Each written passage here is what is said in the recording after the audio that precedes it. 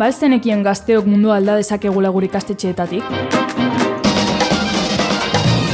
Zaindu dezagun planeta, Gazteen Estatuko konferentzian, estatu osoko 80 gazte eta 30 irakasle elkartu ginen planeta eta ura zaintzeko. Esenred sareen topaketa bat da, non ikasleek, irakasle eta adituen laguntzarekin elkarrekin lan egiten dugun jasangarritasunaren alde.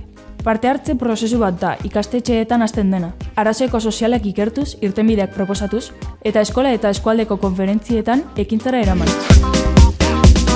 Topaketa horietan aukeratutako ordezkariak Palentzian egin den estatuko konferentziaren 7. ediziora etorri gara, busti zaitez uraren alde lelopean. Proiektu horiek partekatu ditugu, aratzeko sozialak identifikatu ditugu, eta horietan sakondu dugu, errealitate konplexuei helduz, baina jarduera dinamiko eta motibatzaileekin.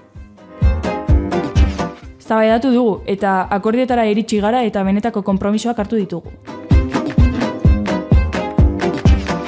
Musikatik, antzerkitik, edo arte plastikoetatik kontatzen diogu munduari, eta manifestu batean aldarrikatzen dugu dena. Ez gara mundua aldatzeaz bakarrik ari, egiten ari gara. Orain ez bada, noiz, eta gu ez bagara, nor.